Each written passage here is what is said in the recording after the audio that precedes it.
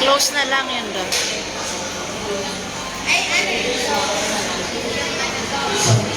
Okay na po sa inyo, Sir?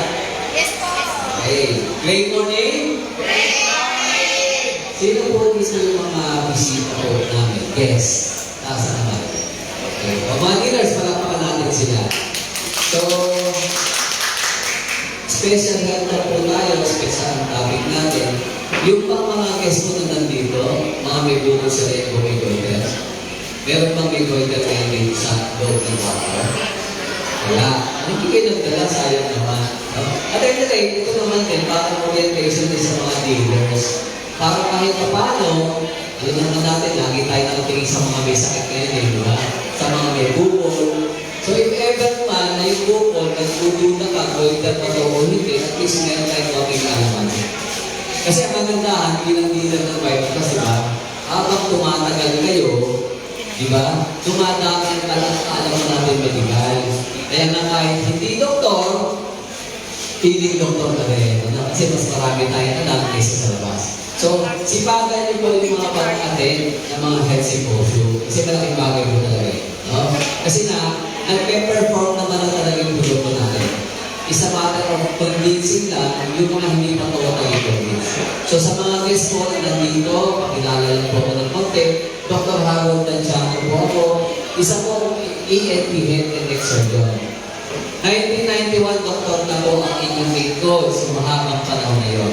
No? So, tama-tama din po, kahit pa paano, yung topic natin ngayon about thyroid awareness, medyo linya mag-ibog ng konti. Kasi ang pinupuntahan naman talaga, generally, ng may goiter sa labas, sa actual na practice sa medisina, number 1, endocrinologist. Kasi ang thyroid disorder po. Kaya tulad ni Dr. Alan Hernandez, no? Nire-refer sa amin yung mga may goiter kung kailangan na bang operahan o hindi. Kasi bilang independent surgeon, isa rin po kami sa pwede mag-opera ng bukol sa leeg, which is kasama po ang goiters. Pwede rin po pumunta sa general surgeon. No? Kami dalawa po, parehong nag-opera yan. So, bahala ka na kung saan tayo pupunta. If ever, mag-consider ang pasyente na gusto operahan. Kaya lang mamaya po, maliwanagan tayo, ano bang advantage kung operahan? Ano bang disadvantage din? Siyempre, hindi naman lahat yung positibo eh. Meron na tinatawag tayo kumbaga parang sa gamot, may side effects din. So, yun ang pag-aaralan natin. No? So, thyroid awareness, understanding goiter and its treatment options. Para alam natin, ipaliwanag din sa kliyente yung may goiter, yung options niya. Kasi sa atin naman walang bilitan. Diba? At least nape-present natin kung ayaw mag-o-offer, ito ang posible natin gawin. Diba? So, pag-aralan muna natin ano ba yung thyroid per se. Kasi ang tawag nga natin, thyroid gland. Ano? Ang iba kasi,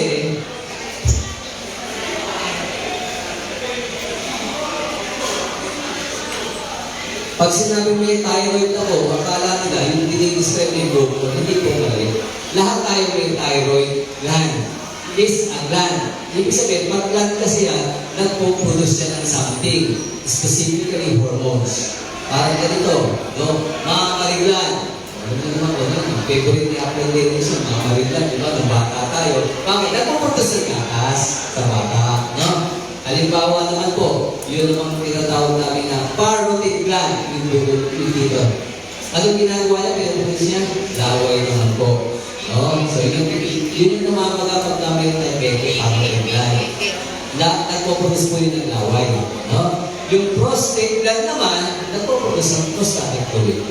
So, lahat yan mga glands. No? Si thyroid po natin, no? Isang type ng gland po yan na located sa sa leeg po natin. Specifically anterior, dito sa bandang harap. No? So, ito ang konting definition. Medyo mahaba eh. Basahin na lang po natin.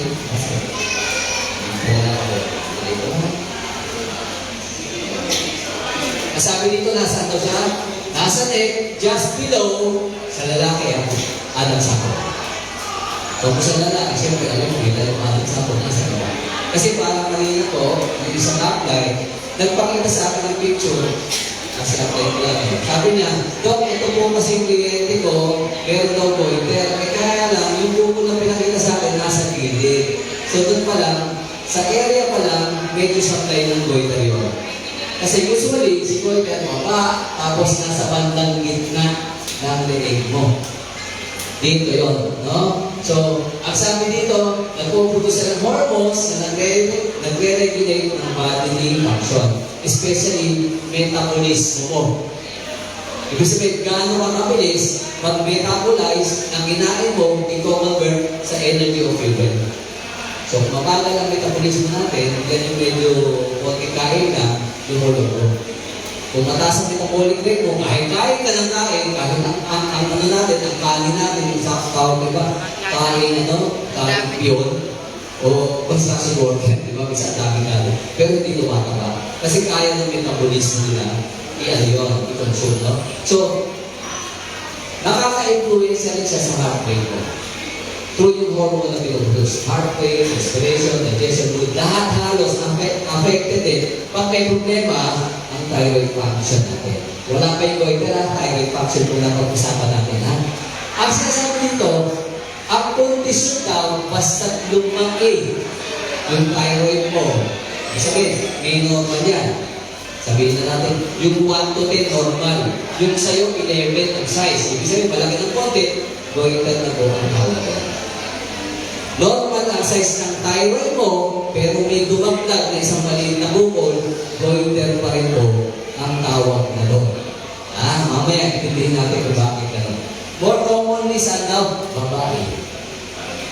Babae po mas madalas nagkaka-goiter. Alam naman natin yan. Pero, nagkaka-goiter din po ang lalaki. Sometimes, sabi nga dito, affects the way the thyroid function. Kung may goiter po tayo, medyo nababago kasi ang hormone production. So, pag-usapan natin kasi usually sa goiter, importante itong hormones na ito eh. Sa mga siguro may kabilalang pasyente o meron may kamag-anak na may goiter, usually, naririnig ko ito eh. TSH, C3, T4. Kasi yan ang primary hormone na pinoproduce po ng thyroid na natin. Ito yung T3 at T4 galing sa thyroid nyo yun. No? Bakit T3 at T4? Ito lang naman ang konti paliwanag doon, pinakilala natin. Pag sinabi T4, apat ang molecule na iodine. Tetra-iodo. 1, 2, 3, 4. Ganun yung pag-intindihin. So yung T3, tatlo lang. Ang active form sa katawan po natin, itong T3. Diba? So, yung TSH kasi, nakasama usually sa iron function test. Pag nagpapatest kami, pero sa doktor, TSH, P54, TSH, bukod sa ultrasound, hindi yan galing sa thyroid mo. Ito po ay galing sa taas sa brain na po yan. Ang TSH po, ang ibig sabihin dito, thyroid stimulating hormone. The word itself, stimulating. Ibig sabihin, pag tumaas ang rate o ang level ng TSH mo, maapektuhan ang thyroid mo, pwede siyang lumaki. Kasi it stimulates. Mamaya, pag-usapan din natin ano yung mga bagay na pwede mag-stimulate o magpalaki ng thyroid natin. Etong pang-apat kasi, calcitonin, hindi rin po galing sa thyroid yan. Kaya lang kadalasan, affected yan pag na-operahan ang pasyente. Hindi naman po sa lahat. Siguro nakakarinig kayo minsan, inoperahan ng goiter pagkatapos ng naninigas. Kasi bakit? Bumabagsak ang calcium level sa dugo. Kaya nga to, calcitonin. It has something to do with calcium metabolism. Siya nagre-regulate eh. Kasi siyempre dapat ang calcium natin nasa normal eh. Pag bumagsak yun, maninigas po tayo. So bakit ito naapektuhan? Pag tinanggal mo kasi, yung nagpo-produce nito, tawag namin doon, para-thyroid gland. Magkaiba po yun, hindi yung thyroid gland. Para-thyroid. Ibig sabihin nun, katabi. Katabi ng thyroid, nasa likod niya. So pag tinanggal mo to, at hindi ka maingat, at sumama lahat yun, bakit mga yun? Marami silang naliliit. Usually 6 to 8 yun eh. Pag natanggal mo lahat yun, affected ang calcitonin level mo, doon na nagkakaproblema. Nagla-lifetime supplement naman sila ng calcium. Yun ang kailangan kasi nila. No? So, T3, T4. So, dito sa T3, T4, dito makikita natin ang unang dalawang importanteng sakit na related sa thyroid. Ano yun? Yung hypo at hyperthyroidism. Tandaan natin ha, pag sinabi natin hypo, baba yun. Pag hyper, nasa taas yun. Ha? Wala pang usapan dito, ibig sabihin wala pa yung goiter sa usapan dito ha. Ito po ay related lang po gaano kataas ang T3, T4 mo. Pag mataas, ang tawag? Pag mababa, hypo. So, pwede kahit wala kang bukol, normal ang size, pero meron kang sakit na yan. Hindi yung bukol ang nagpo-produce niyan, kundi yung thyroid tissue mo. Diba? So, pag sa laboratorio, mataas at T3, mo, ito yung mga sintomas. Pabilis, malaki sa buhok. Lumuluwag yung mata, pero usually yan, medyo bandang huli na yan. Ha? Sweating yung laki pawis sila. Kahit nasa aircon yan, makapapansin mo, siya lang ang bukod tayo pinapawisan. Heartbeat, mabilis. Weight loss, bumabagsak na lang diba? Kaya usually minsan ngayon po, ang hyperthyroidism o tawag namin dyan, kung may bukol toxic goiter. So dalawang condition ng toxic goiter eh. May hyperthyroidism na may goiter pa. So, bakit nangyayari lahat itong mga to? Tandaan natin, metabolismo ang usapan dyan. Pag tumaas yan, hyper ang metabolismo ng katawan mo. Function ng cells mo, lahat exaggerated. Kaya tataas din siyempre ang heart mo. Exaggerated mo. So pag ikaw po, mataas ang metabolismo mo, kahit yung muscles mo, kaya usually isang test sa kanila kasi, papipitin mo yan, tapos pagkagalin mo yung kamay. Papapasin yung kamay ka gumagano'n. May twitching na tinatawag kami. Bakit? Yung muscles nila hyper din, hindi nagpapahinga. Para kang constantly 24/7, unknowingly, nag-exercise ka. So, pag nag-exercise ka ba, umiinit ang katawan, hindi. Umiinit. Kaya, pawisin sila. Kaya din, may weight loss. Bakit? Kasi na, constantly nag-exercise ka. Ibig sabihin, nag-burn ka ng calories. Kaya kadalasan, may hyperthyroidism, payat ang pasyente. Hindi mo pwede sabihin yung pasyente, pumunta sa'yo, may hyperthyroidism ako eh. Bakit? Tapos nakita ko, taba-taba. Imposible mangyari yun. Kasi daw po, yung mata niya parang lumuluwa. Eh may mga tao talaga mo lumuluwa ang mata. Kahit wala naman ito eh. Ha? So sabi nila, ba ibig sabihin na regular glance? Laging bloated. Ibig sabihin pag bloated ka, lagi din may sumisinugot. Pero exception yung mga dealer ng Vitaplus ha, kasi pag regular user ka, uputin ka talaga eh. Napansin mo siguro. So, ang nails mo, alam mo yung buhok. Kasi nga, medyo mabilis ang proseso eh. Hindi pa ready, tumutubo na. Mahirap, matulog. Kasi tandaan mo, kahit ang brain cells mo active. Kaya ibig sabihin, mahirap ako tayo matulog. Natutulog na rin yung isipan mo, kumaandar pa rin eh. Kasi nga ba, hyper lahat eh. Irritability, infertility, even yung pagbubuntis affected. Bumababa ang fertility rate natin. Ito yung muscle weakness, bakit po? Kasi nga, ubos ang energy mo parati. Menstrual period, mababa din. Ibig sabihin, affected din po. Kadalasan, pag may sinabi naman tayong hypo, babalik na rin mo lang naman namin ito. Ibig sabihin, yung hypo, hindi pwedeng payat. Usually ang hypo, mataba. Usually ang hypo, ang tubig. Diba dito kanina, hindi makalog. Ano kabalik ka ng hindi makalog? Ang tubig ka. May weight gain, wala ka hypo. May weight gain na kasi mababa ang metabolismo mo. Pero hindi po kasama yung weight gain. Di ba ang tao kasi napansin nyo? Parang kung bata ka, hirap na hirap ka magpataba. Pero dumating ka sa certain age, kahit naman anong gawin mo, hirap ka, pagpapayan. Kasi as we age, minsan yung metabolic rate natin, bumababa talaga. Kahit walang kinalaman dito po. So maliwanag dito ang hormone mo, T24, ang magsasabi kung hypo o hyper ka. No? Paano malalaman naman ngayon kung may goiter tayo? Si goiter is extra enlargement ng size. Whether hypo ka o hyper ka. Pwede may goiter ka na hypo ka. Pwede may goiter ka na hyper ka. Pwede may goiter ka na normal ang T3, T4 mo.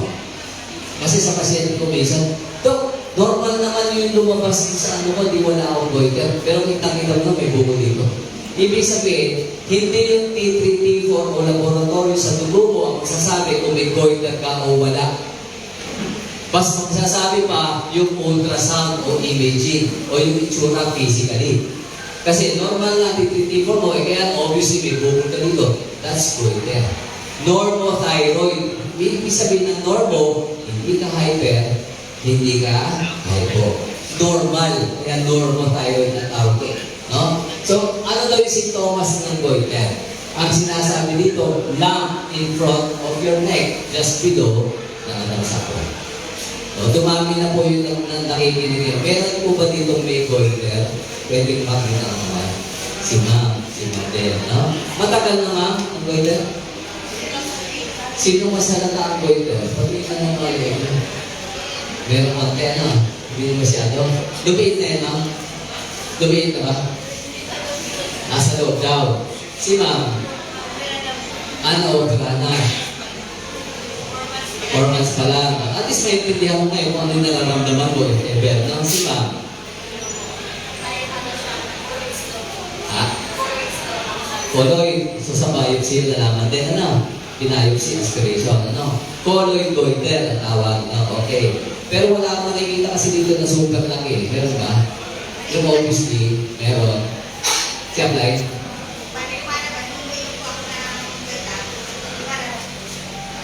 Lumalabas. Sige, tuloy na natin dito Ang number one symptoms pa rin, no, base sa clinical practice ng mga doktor is yung bukol. Pero hindi ibig sabihin na walang makapang bukol, walang makitang bukol, wala. Kasi minsan may mga bukol na maliliit pa lang. Ibig sabihin kahit kapain mo, hindi mo makakapa. So pwede nga ba, less than once. Ang nakakapalan usually ng mga kaway ng doktor nyo, pag tinetest kayo, madalas po 1.5 to 2 cm pataas. Anything na mas mababa dito ang size, mahirap kapain mo. Napaka-sobrang galing na ng kamay niya sa kapaan. Parang magaling na sa kapaan niya. No? Para masabi mong may goiter kung ganun kaliliit lang po. No? So yung interest natin kasi sintomas dito na sinasabi, hindi yan madalas nakikita. Karamihan dito po ay nakikita pag sobrang laki na yung bukol sa leeg. Eh bakit mo pa kailangan yan kung sobrang laki na? Di obvious naman may bukol ka na. No? So kaya lang, paliwanag ko rin feeling of tightness in the throat area para daw sinasakal. Ang problema lang po, maraming babae may pakiramdam na gano'n kahit negative. Hindi ko rin alam bakit uso sa kanila yun Parang sinasakal siguro, nasanay sinasakal ng asawa. Ano ba yun? Hoarseness, namamaos. Bago ka mamaos sa goiter, ang kondisyon parating dyan, kasi bakit namamaos ba? Naiipit yung nerve ng vocal cord. So dapat, medyo malaki na at matigas ang goiter mo para mangyari yun sa inyo. Neck swelling, neck pain swelling, yung parang galing na galing yung ugat. Siyempre, nagkagaling na pag sobrang laki na rin po na rin ang goiter.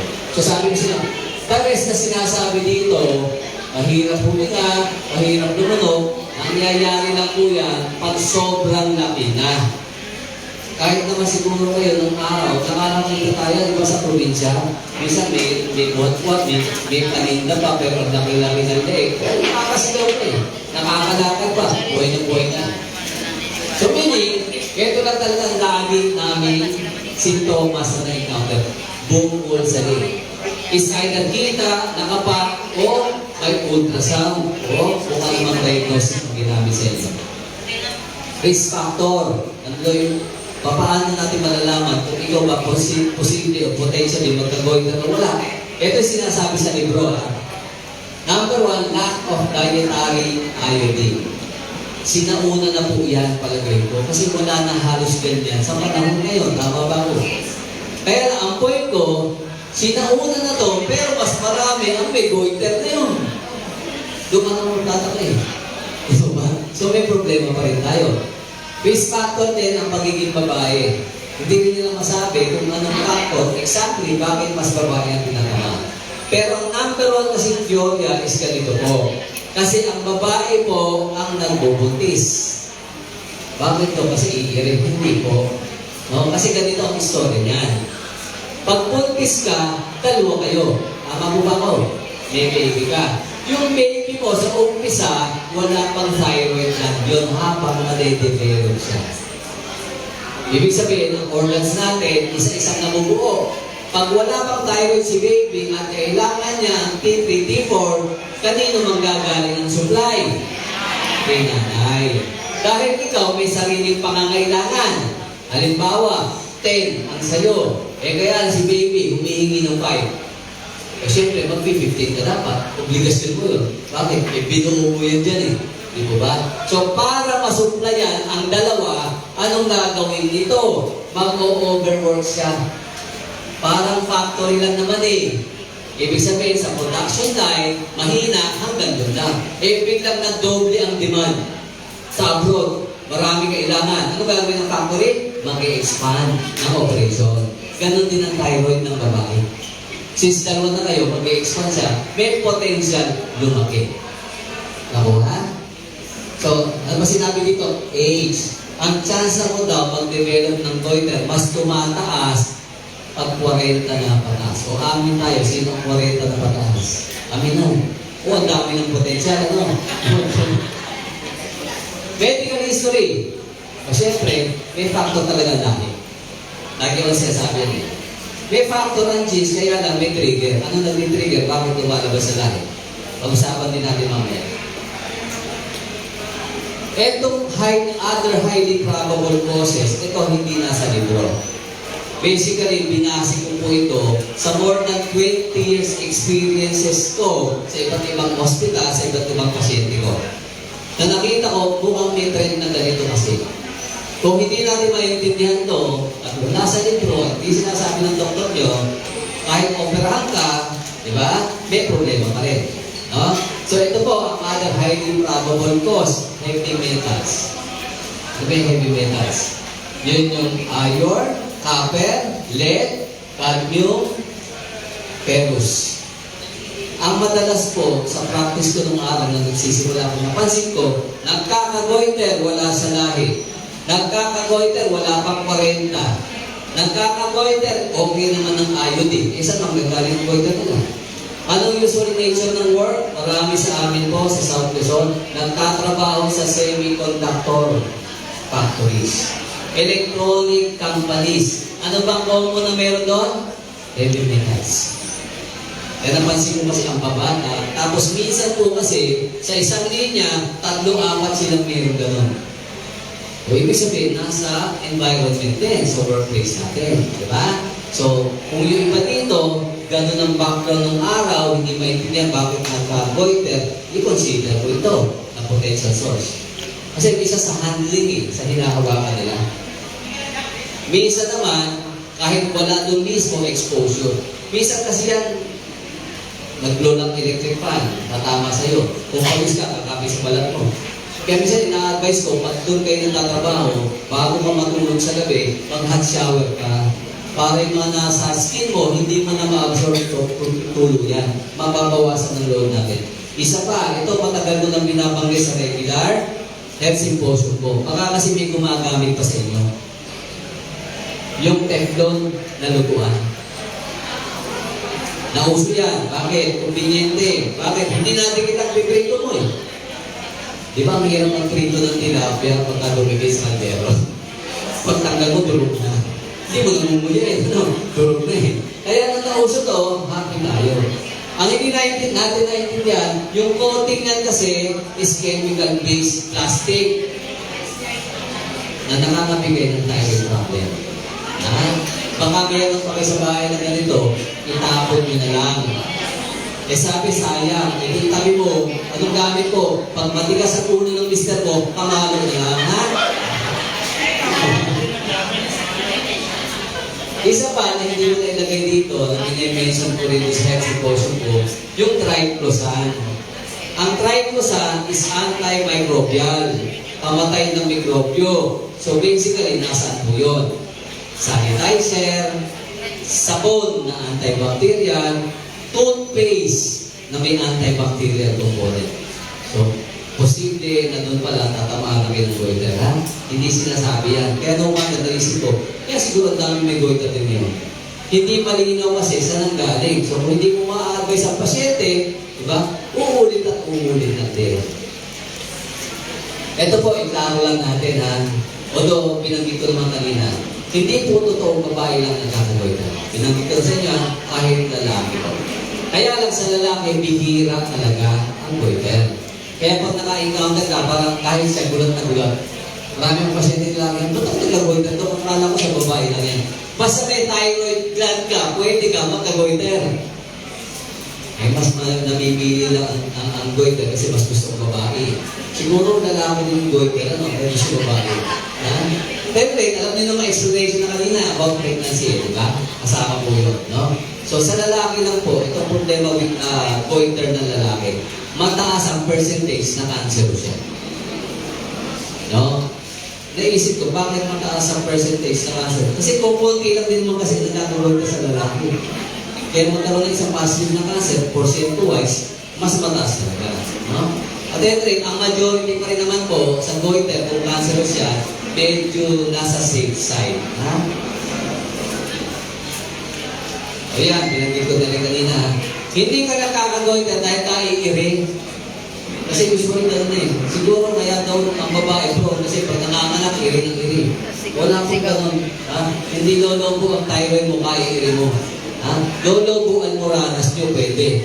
Ay, pero never ang goiter natin. Ito pa isa, commonly naririnig ko yan. No? Bawal daw kasi ang cabbage, repolyo. Tama ba ako? Narinig ko yun? Diba? Sa mga nagkakagoiter. No? Bakit? Although known talaga ang cabbages na may goitrogenic component, kaya lang, ito ang hindi nasasabi sa inyong malinaw. Kasi napansin ko, kahit nung umpisa ako nagpa-practice, yung mga may goiter na na-encounter ko sa mga party, may handaan, pupunta tayo, di ba? Pag kumakain ng pansit, nakikita ko, tinatanggal yun, ay polio. Siyempre, tatanong, ba't mo tinatanggal? Bawal sa akin, may goiter ako. Nakapangabot naman ang mundo ko. Sabi ko, parang wala ako na-aral na gano'n nung nagtitraining ako. So, hinanap ko yung reason. Although, kinonsider siya na goitrogenic, posible. Kaya lang, ang hindi naman sinabi sa inyo, ang nakakagoiter sa repolyo, yung dami ng repolyo kakainin nyo. Ang average daw ng potentially pa to na pwede kayo magkagoiter. Kung kakain ka araw-araw ng repolyo, 2 ulo, mataas. Eh, sino kaya kumain ng 2 ulo ng repolyo araw-araw? Talagay ko, baboy lang ang ayaw mo. Sa tao, imposible na gawa, di ba? Kaya yung sa pansit na konti lang, okay lang po yun. Kasi may one thing ang cabbages po, may benefit din. Especially sa babae. Bakit? Meron yung component o phytochemical na anti-breast cancer. Ano? O mamili kayo, goiter, breast cancer. Wala po sa alam, goiter na lang po. Pwede nyo wala ang choice, wala na lang tayo. So, titimplahin lang natin, ibig sabihin, huwag masyado marami. Yung amount kasi, ang goitrogenic dyan. Root crops, ganun din. Kamote, ganun din. Moderation, walang problema. Pag konti lang, at di ka naman araw-araw kakain ng kamote, di ba? Ano pa ba mga root crops natin? Yung kasama. Kasi Tagalog namin. Balinghoy. Balinghoy. Mating kahoy. Diba? Kung pamisan-misan lang naman, wala tayong problema. Wala pang usapan. So ito usually, yung mga testing sa inyo. Halimbawa, pumunta yung pasyente sa clinic, ang gusto niyo malaman, maintindihan kung may goiter sa o wala. O kahit ikaw man, nagtanong sa'yo, di ba, bakit? Di ba taga-Vita Plus ka? Kasi alam ko mga taga-Vita Plus, magaling sa mga may sakit kahit pa paano, kahit may doktor eh. So, palagay mo ba goiter ito? At least maintindihan natin, di ba? Unang-una kasi, sa aming mga doktor, number 1 test na ginagawa namin, ito muna, kakapain mo. Kakapain mo yung liit niya kung nasaan po yung lokasyon ng thyroid. Eh kung dito, ba't kakapain sa taas? Kung nandito ng bukol, gilid, lamang lang, hindi na po yun. Kasi dapat medyo sentro. Kasi yung location niya, alam niyo yung ganito nyo, trachea, yung dala ng hangin, naandun siya nakakapit. Parang dito sa drawing na ito, nakakapit siyang ganon. So, ang ibig sabihin, ang thyroid gland natin, hindi flat na nakaganon siya. Orientation niya, nakaganon. Parang sisig, nakakapit kasi itong dala ng hangin, bilog yan, di ba? So, nakaakap siya doon. So, doon din natin maintindihan yung term na dapat liwanagin din natin. Ang goiter ko ba doon? Paloob, palabas. Medyo controversial din po yan para maintindihan mo. Mayroong ba talagang paloob? Mayroong ba talagang palabas? Mamaya po, no? So, number 1 is thyroid exam. Usually, pag nagta-thyroid exam kami, ang posisyon ng mag-e-examine, nasa likod ng pasyente. Ilalagay mo yung kamay mo dito, tapos papagawa namin, ipapalunok namin yan. Okay namin, sige ma'am, sige sir, lunok ng laway. Bakit kailangan lumunok ang pasyente? Para maintindihan mo yung bukol kung tataas o hindi. Di ba may bukol na dito? Nung kinaba, lunok.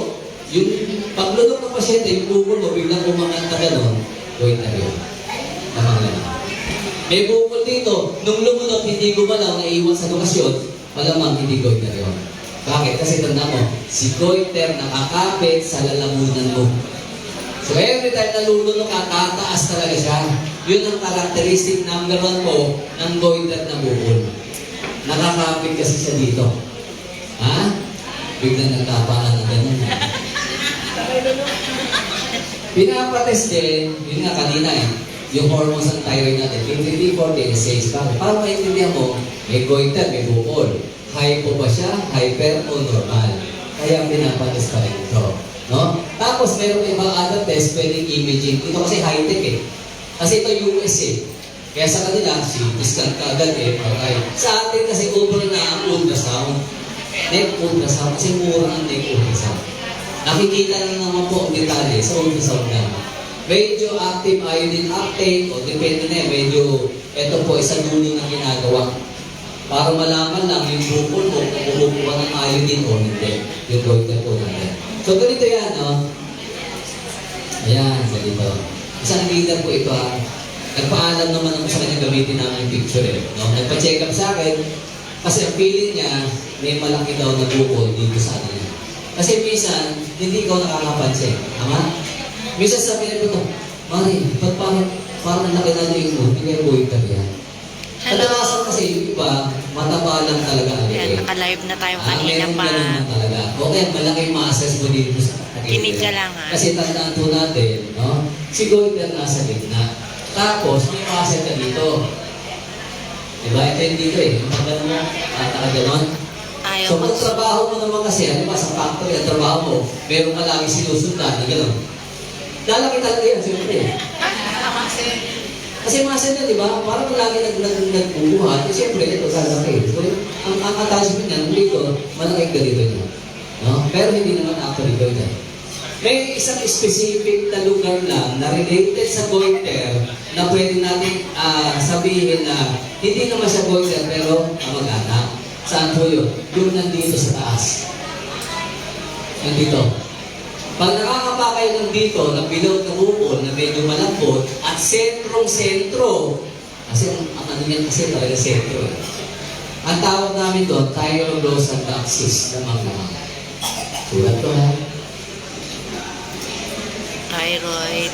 Ay. Thyroglossal duct. O alam mo namang related kasi nandun yung word na thyroid. Diba? Bakit siya related dito? bakit nagkaroon ng bukol dito?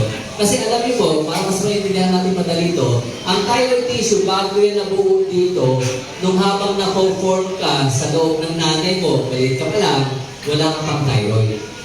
So habang lumalaki ka, ang nangyayari, yung thyroid tissue, galing mo talaga, kung ito yung dila natin, naano siya sa ilalim ng dila.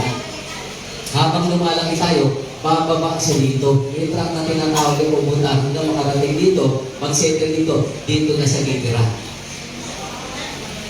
Yung track na dinaanan niya, habang lumalaki ka, hanggang sa paglabas mo, mag-close na dapat siya. Sasara na yun. Sa ibang tao nga lang po, mayroong portion dito sa taas na hindi nagsasara. So may bilito na yun.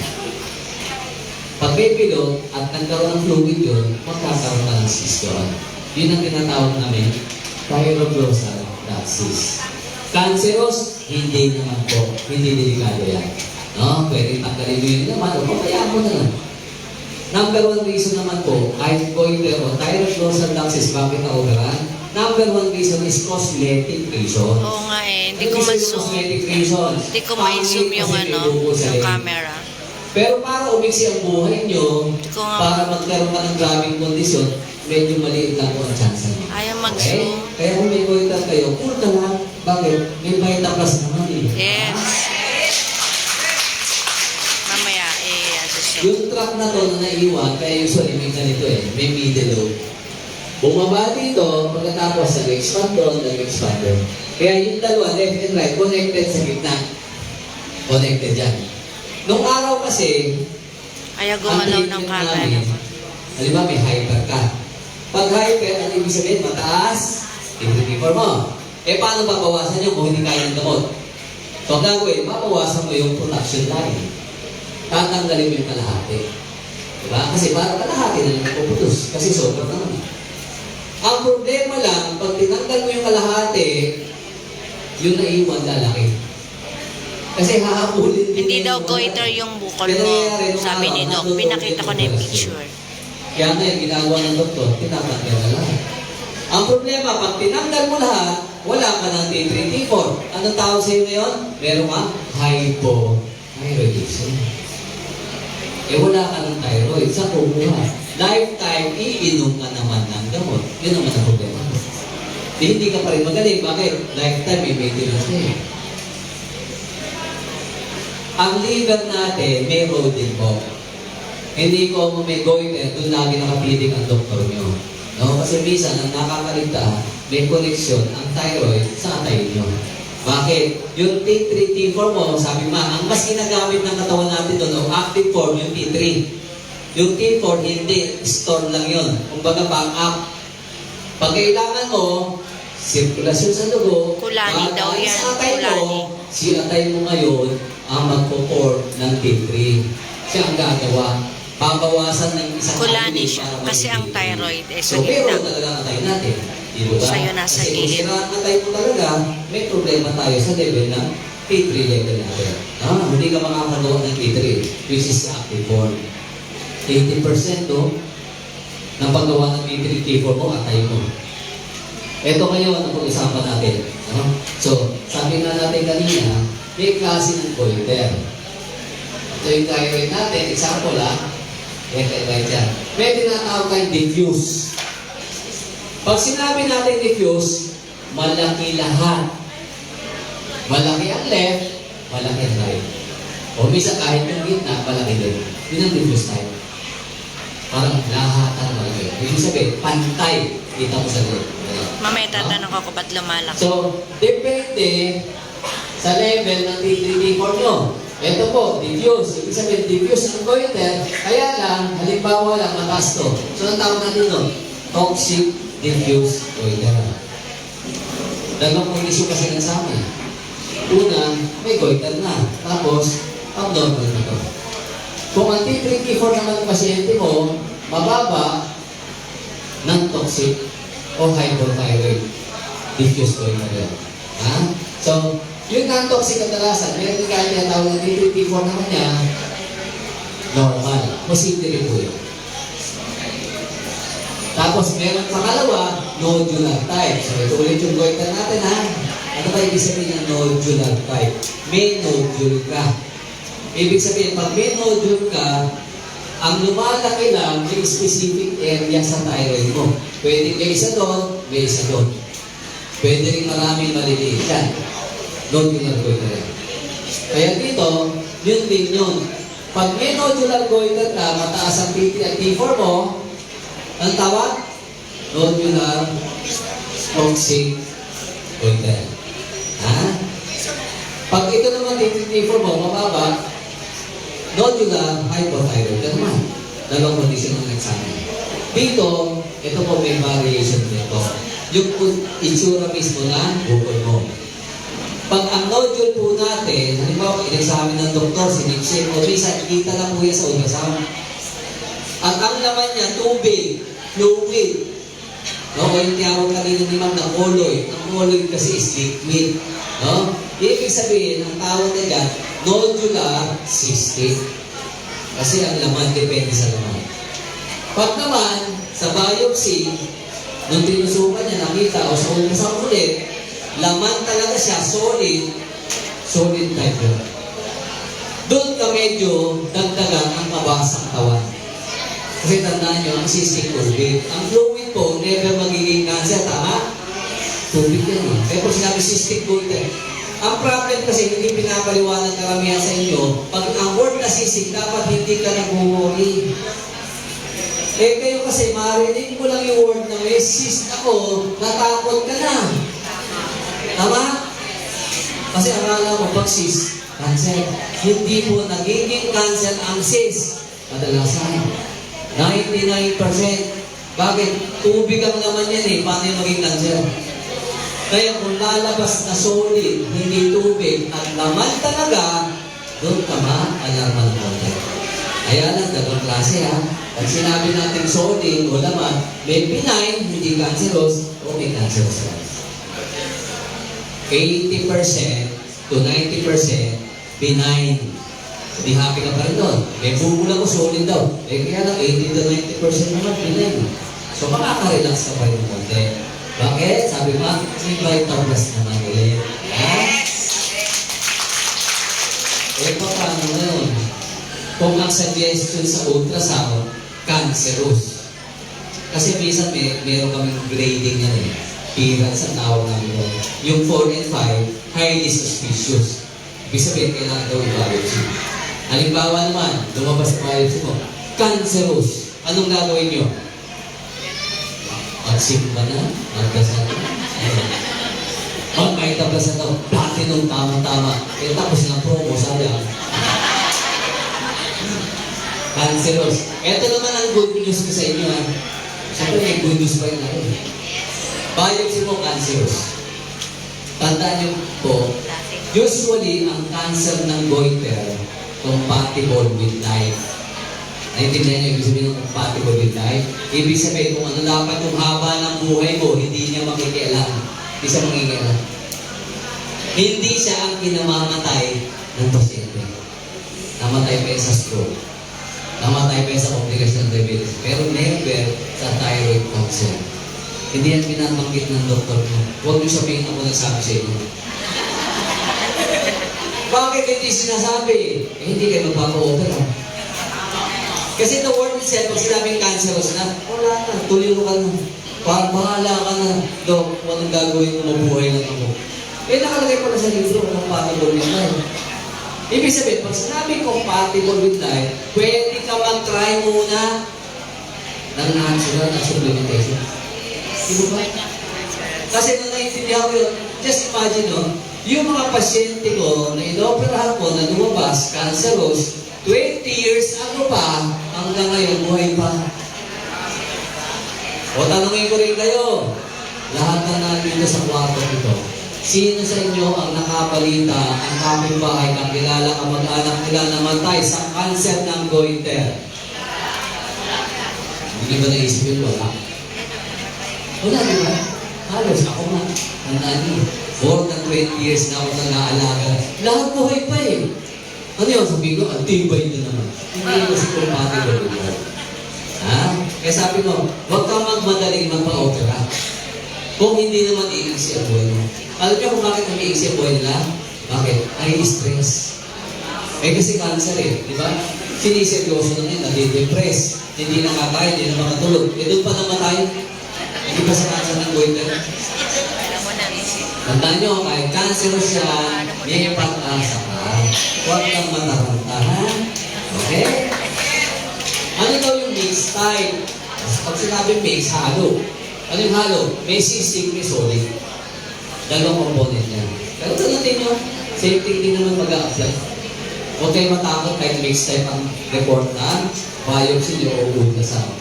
Treatment. Ito yung gamutan sa labas ha. Kung kunyari, hindi kayo sa akin pumunta sa ibang doktor, sa ibang ENT, sa endo, etc. Ito ang gagawin sa inyo. Number 1, may gamot na papainom. Ano po yun? Levothyroxine or yung mga anti-thyroid. Pag hyper ka, bibigyan ka ng tapasol. Kasi kailangan mo pa yung D3D4 mo. Pero ito papansinin nyo ha, kung may pasyente kayong hyper, mataas, D3D4. Usually na yung bayat, mataba. Ayan. O isin? Yes. Isin. Tama, no? So basically, mataas ang metabolismo nila. Pag pinainom namin itong tapasol, usually after 1 month, 2 months, 3 months, okay yung bababa. Bababa ang D3D4. Ang unang indikasyon, kahit wala kang laboratorio na nakikita mong effective yung gamot, tataas ang timbang ni antibiotic. From 40 halimbawa, nagpunta siya 40 lang, tapos after 3 months, nagpaalam 44 na, nag-gain yun. Ibig sabihin, bumababa ang hormone mo. Bumababa ang metabolismo mo. Diba? Kaya lang, ito po kasi, effective lang itong tapasol kung ang pasyente po hyper ang goiter. May hyperthyroidism. Paano mo normal? Normal kaya may bukol. Normal ang KD4, walang problema. Siyempre, hindi mo papakailaman yun. Hindi pwede itong gamot na to. Tandaan nyo ha? Hindi pwede ito. Kahit nakalagay dyan, anti-thyroid, hindi pwede sa normal yan na may bukol lang. Ang binibigay namin is levothyroxine. Levo. Ito po yun.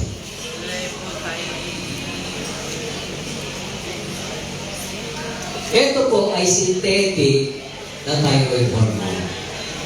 Siya po ay synthetic na D3T4. Ibig sabihin, bakit ka magbibigay ng synthetic na D3T4? Kasi nga, di ba, mayroong kang D3, mayroong T4. Usually kasi, baliktaran yan eh.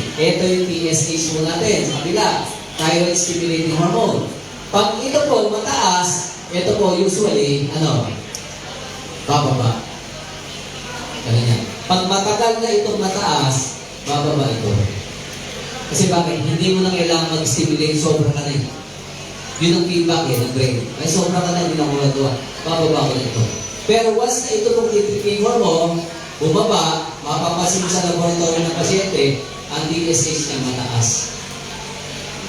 Anong ulit ang TSH? Thyroid stimulating. Yung S niya ang keyword. Stimulate. Ibig sabihin, mas lalaki. Di ba? So, kaya nagbibigay sila ng levo para daw ito hindi tumaas. Para hindi lumaki ang bukol mo. Ito naman ang naisip ko. Bakit mo ito pakikialaman kung hindi naman yun ang problema? Kadalasan sa pasyente kung may goiter, normal ang TSH. Normal. Meaning, hindi yun ang problema. Bakit yung susolusyonan mo? Ang TSH po natin kasi, ano effect na dito? Dapat lahat lalaki. Yung diffuse type, pwede. Kasi ang problema niyan, posible mataas ito, kaya lumaki ito. Kaya lang sabi na, paano kung nodular? Ibig sabihin sa nodular, ito lang ang malaki, dito lang, pero the rest, normal. Ano yun, hindi nakinig yung iba, matigas ang ulo? Hindi pwede yun. Kasi dapat mag-respond yan sa TSH lahat kasi. Meaning, hindi dito ang problema, kaya kami nodules. Pero yun ang gamot mo ng choice. Kaya majority ng ginagamot ng levothyroxine, walang uuwian pagdating ng araw, kundi overcome. Gumamit ka ba, ma'am? Gumamit ka, di ba? Ilang buwan ka ng levothyroxine? 1 year, wala nangyari, di ba? Wala talagang mangyayari. Kaya ako sa pasyente ko, binabanggit ko na agad yun. Ma'am, isa lang ang gamot na pwede namin subukan. Subukan, meaning trial. Wala kasing effective. Alam niyo, nung araw, hindi pa ako ENT, mayroong isang effective na gamot sa goiter kahit pa paano. Iodine na wala sa market. Alam niyo na reason? Bakit? Kagaling. Pag effective, walang maoperahan. Walang pera doon. Kaya nagkakata ko, bakit nawala yun? Kasi alam ko, yung isang kasama ko, interest ginagamit nila. So, kung hindi dito ang problema ng nodule, paano gagana yan? Kaya lang para lang may maibigay sa inyo. Kaya ang paliwanag ko, binibigyan mo niya, pero huwag ka lang umasa. Kasi majority, 90% pataas, walang mangyayari. Mas may mangyayari pa kung supplement ang gagamitin mo. Ano naman ang paliwanag ko? Kasi na-witness ko talaga eh. Yung pasyente ko, 20 years, pinagamit ko yung levo, wala namang natunaw. Alam nga namang di pa ako makahalata nun. Pwede naman hindi ako makahalata, hindi ko sabihin. Bakit? Kasi pagbalik ko after 6 months, 1 year, operahan kita, mas malaki kita ko. Kaya lang kung ang target mo, pagalingin ang pasyente mo permanently, dapat maghanap ka ng alternatibo. Kasi hindi sa akin alternatibo ang operasyon. Bakit po? Kasi lifetime ka mag-maintain ulit ng levo. Di ba ma, may maintenance ka na ngayon? Yun ang problema. Bakit ka may maintenance? May problema ka pa rin. Kasi nag-hypo ko nga. Yun ang problema. Ibig sabihin, may sakit ka dati, pinagaling ka, hindi, pinalitan ka lang na ibang sakit. Kasi hypothyroidism is also a medical condition. It is avoided, di ba? Kung kaya natin ayusin sa tamang paraan, doon muna tayo. Bakit yung supplementation posibleng makatulong? Kasi ang nakikita ko, yung hindi rin nakikita ng ibang doktor eh. Ano yung highly suspicious kung ibang factor? Chemicals. Heavy metals. Semiconductor. Diba? Even sabi pa sa inyo, ang fluoride associated sa goiter, tanggalin mo ang toothpaste na may fluoride. Bago mo makalimutan sa Biblia. Out ang fluoride din. Mamaya papakita ko naman lahat yun. Screenshot nyo na lang na para mas matuloy. Kasi ang problema nga, nakatipid sila dito eh, hindi ito problema. Bakit nagkaroon ng nodule? Meron something sa loob na nag-trigger ng reaction. Kung ano man yun, hindi namin alam. Hindi rin alam yung sensya kasi hindi mag-test. Pero ang suspect ko, may something na nakuha itong lugar na to na hindi nakuha ng normal. Kaya yun lang ang nagkakaproblema. Kaya nandun lang ang bukol mo eh. Hanggang nandun yun, palaki lang ng palaki buwan. Eh hindi naman yung susolusyon na levothyroxine mo. Yung mga supplementation kasi, may phytochemicals, may antioxidant. Potentially, kung chemical induce ito, nano-neutralize. So pag nawala yun, anong mangyayari sa reaction niya? Hihito na ang reaction, hihilip na siya lahat. Yun ang isang posibleng paliwanag po doon, ha? Yun ang theory ko din po base sa experiences ko. So sa gamot, huwag kang umasa dyan. Mas better pa. Kaya lang ginagawa ko po kasi combination sa clinic. May gamot, mayroong supplement. Bakit? Matigas ang ulo, karamihan ng pasyente. Hindi yan maniniwala pag juice lang ang binigay ko. Dapat may gamot lagi sila eh. Pag bumalik at lumiit, doon mo na i-reveal ang totoo. Ma'am, hindi ka naman gumaling sa gamot mo eh. Sa Vitaplus ka gumaling. Eh dahil nag-improve na siya, susunod na sa akin yan. Susunod na yan. Tanggalin mo na yung levothyroxine mo, tuloy mo na yung Vitaplus mo. Ganun ang sitwasyon. Kaya lang tandaan nyo, kung may goiter kayo mismo, kakilala nyo. Bakit yung aking goiter doon, isang taon na. Nalangla ko na lahat pa yan, nandito pa rin. Meron talagang matigas ang ulo. Especially nodular. Mas madali pa nga yung diffuse eh. Mas madali yung diffuse. Second option mo, kung gusto mo na. Surgery. Ito po, ito yung goiter na tinatanggal. Sa surgery naman, ang tinatanong sa pasyente, ma'am, kung gusto mong instantly mawala yung bukol mo, magpa-opera ka.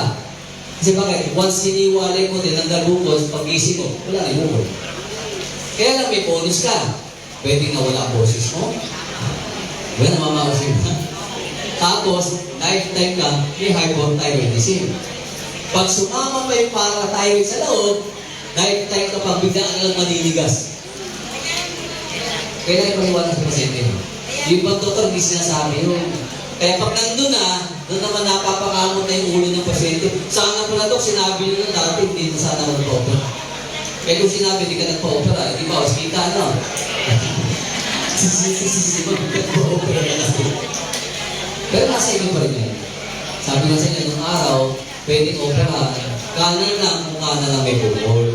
Ang problema nga, tinanggal mo dito, magkakaroon yung kabila. Bakit? Tanda mo ha, lagi kong sinasabi ko, ang bukol ay resulta ng problema. Tama? Resulta yun ng something na hindi natin kayo paliwanag. Pag tinanggal mo ang resulta, at yung sanin, nandun pa rin, posibleng ulit. Ano naman? Parang din mga breast mask yan, bukol sa breast, tinanggal dito. No? Hindi mo daw cancer. Tapos after 6 months, sa kabila meron. Yung bukol, resulta eh. Ay yung lifestyle mo, sa nanggaling, nandun pa rin. Tutulong pa rin yan. Pwedeng same side, pwedeng opposite side. Hanapin mo yung root saan nagsimula. Diba? So yun ang problema dito eh. Inopera mo resulta, pwede talagang muli. Next natin, radiation. Kasi yung iba naman talaga may fear. Hihiwaan din ko, ayaw ko nun. Ito isang option natin, radiation. Ito kasi iodine na radioactive. Iinumin mo lang, hindi okay, madali. Medyo mahal lang. So, yung iodine kasi, ilalagay lang yun sa inumin. Pag inom mo, i-absorb mo yung iodine, yung thyroid lang po kasi natin ang kumukuha ng iodine sa katawan. Bumutangi siya, favorite niya si iodine. So, kung radioactive yung iodine, pupunta sa leeg mo, susunugin ngayon yung thyroid tissues mo. Ito lang ang problema. Hindi rin mamimili yan ng normal sa abnormal. Parang limo. Susunugin niya lahat. E di potentially, ano resulta sa dulo? Hypothyroid ka na naman. Maintenance ka na naman lifetime ng gagawin. Pero at least alam nyo na may option nyo.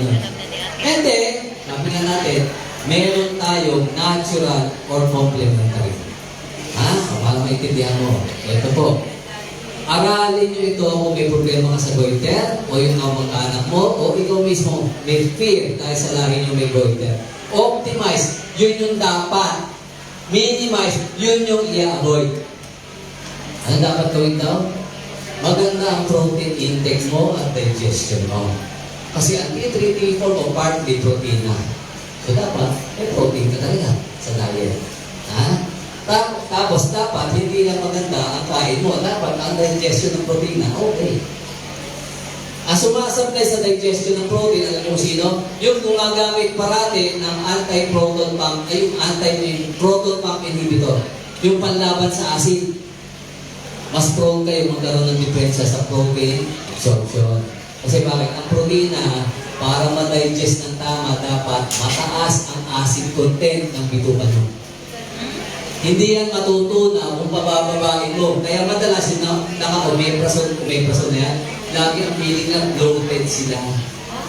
Kasi yung karne, yung proteina, papasok sa bituka nyo, hindi pa properly digested. Panis ang pasok. Doon ang may problema sa baba. Wala kang acid dito, kaya lang sa baba, problema yun. Hindi yun, tatanggapin ng tama. Magluloko ang sistema nyo sa baba naman. Ha? Next natin, iodine. Siyempre, kailangan iodine. Kaya nga iodine salt na eh. Ang napasin ko lang po, simula na in-introduce ang iodine salt, lalo dumami ang goiter. Anong problema doon? Synthetic sodium. Lagi tayo, kung kukuha ng kailangan mo sa nature, saan nilagay ng Diyos? Yun ang sundan mo. Nasaan ba ang iodine? Nasa talbos ng kamote. Hindi kaya panalampay na plus mo meron. Nasa ang iodine? Nasa seafoods? Yun ang puntahan mo. Eh, nangyayala ang tao, nilagay sa asin. Ano? Yung iodine, kung kailangan mo, bakit di ang Diyos ang naglagay sa asin? Tao naglagay doon eh, bakit? Negosyo.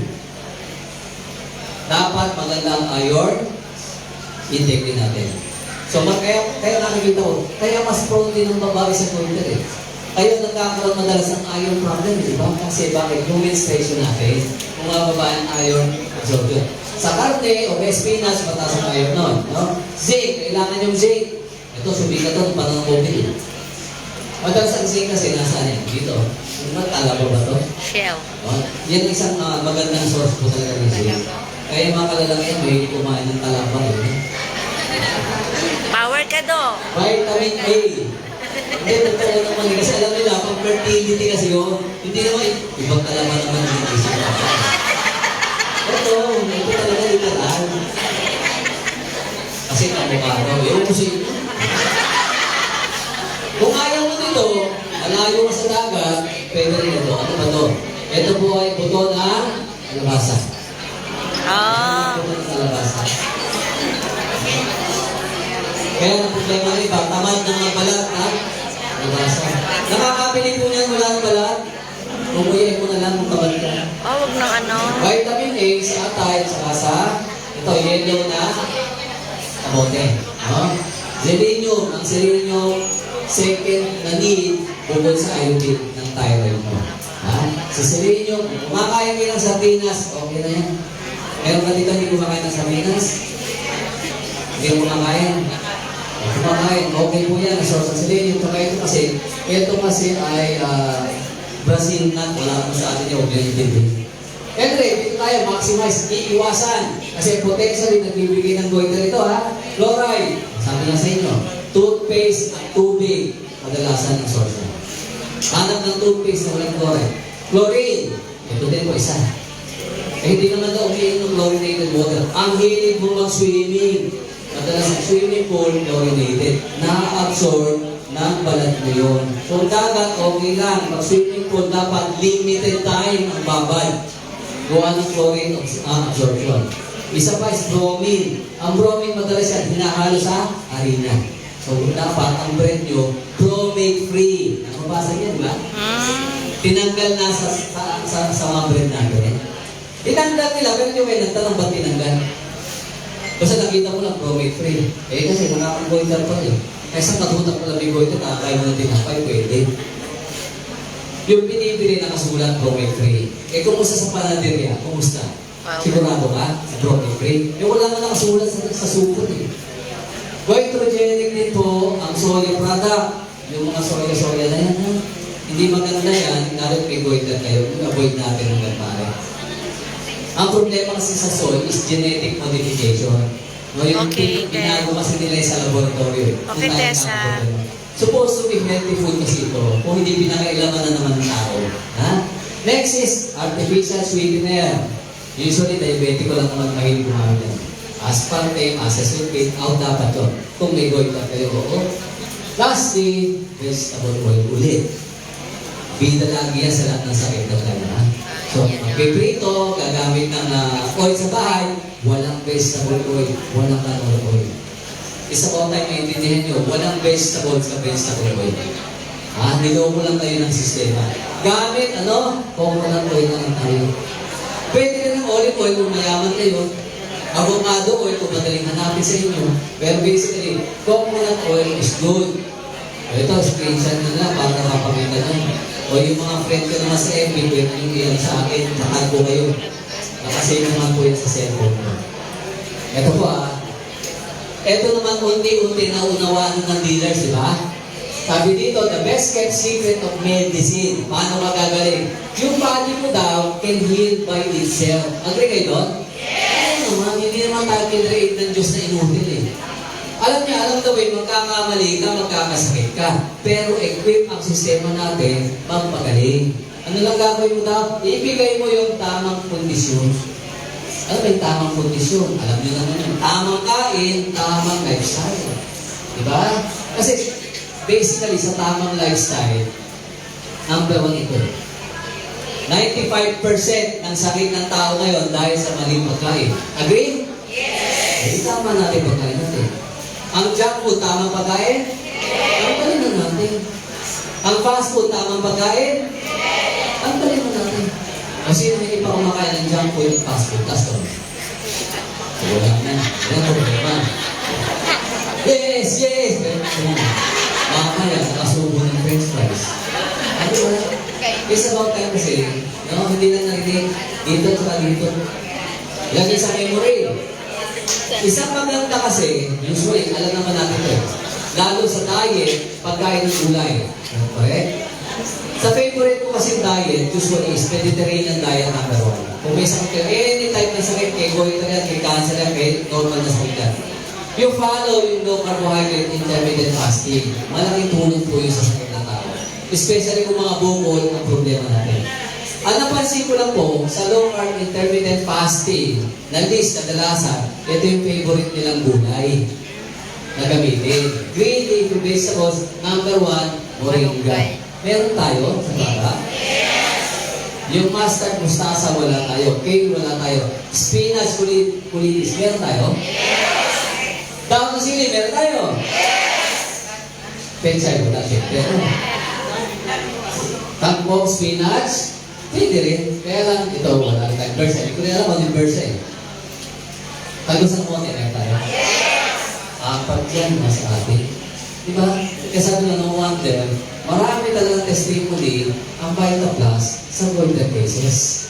Diba? Kasi yung lima dito, ay yung apat dito, nasa limang kulay natin. Ano na lang missing? Kaluyo. Nakakaya lang. So, basically, sa 5 power herbs natin, kuha na po yung apat. Kaya lang, sa kanilang research, kaya lang, hindi na critical factor din si saluyo. Kasi adapted yan po siya. No? So, napakaganda kasi kahit sa klinik ko po tayo, pinapromoto tayo. Kasi una-una, tamad na rin po ako magka-opera. Kaya swerte pasyente ko. Talaga, i-convince kita paano matunaw yan sa natural na paraan. Kasi ayaw mo na operahan kita, kumita ako, pero habang buhay tayong pasyente, doktor.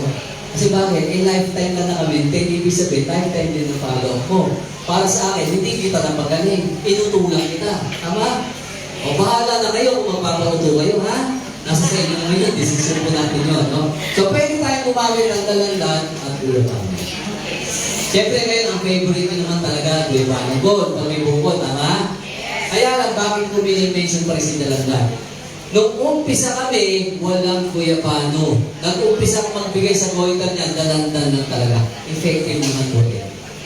So choices pa rin, kasi kung ayaw mo talaga ng guyapano, pwede ka gumamit ng dalandan. No? So ito yung mga patunay lang ha. Ito ang kauna-unahan ng araw, oh.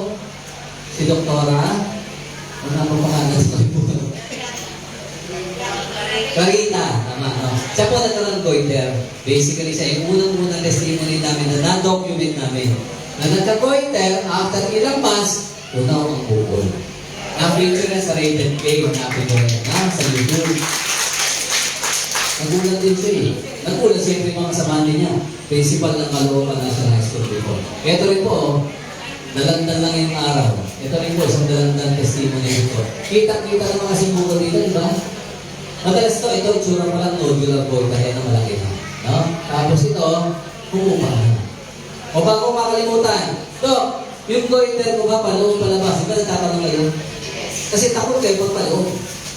Bakit? Kasi iniisip ko, papasok. Sabihin sa inyo, walang paloob, lahat yan lalabas. Ang dapat siguro ginagamit kasi ng doktor, nasa bandang loob o nasa bandang labas. Kasi sabi ko kanina, tayo nakahakap na gano'n, di ba? Kung nandito, ba't na loob? Pero hindi ibig sabihin paloob. Posisyon na niya nasa loob. Kasi word na paloob, may action eh, para pumapasok sa loob. Kaya tatakot kayo. Sabi nga, yan kahit nasa bandang loob, pag lumaki yan, saan malalabas yan? Sa labas. Dito, wala ko yan na tumalog, dito pumupunta sa kanya.